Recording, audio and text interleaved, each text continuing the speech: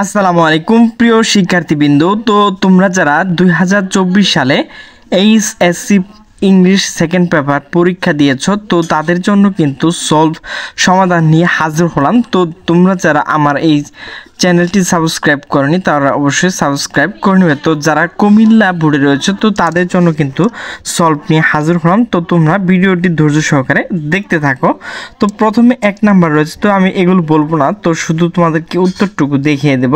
তো দেখো 1 নাম্বারে যে উত্তরটুকু রয়েছে, এখানে কোশ্চেন কিন্তু রয়েছে যে পর্যন্ত, এখানে উত্তরও কিন্তু রয়েছে, অ্যান্সারও রয়েছে যে পর্যন্ত তোমরা তোমাদের প্রশ্নের সাথে মিলিয়ে নেবে। এরপর 2 নাম্বার যে কোশ্চেনটি রয়েছে, এখানে দেখো এখানে বাকি অংশটুকু কিন্তু এখানে দেওয়া রয়েছে।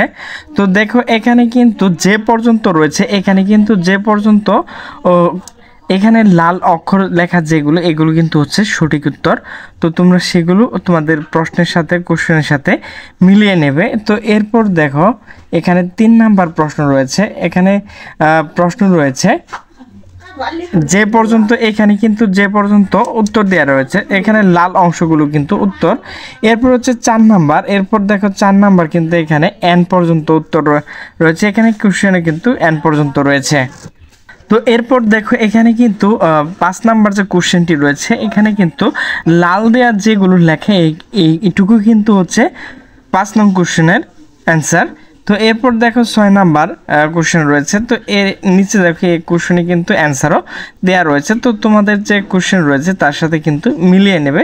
তো এরপর দেখো 7 নাম্বার যে কোশ্চেনটি রয়েছে, এর নিচে দেখো এর অ্যান্সারও কিন্তু রয়েছে, তোমরা তোমাদের কোশ্চেনের সাথে এগুলো মিলিয়ে নেবে।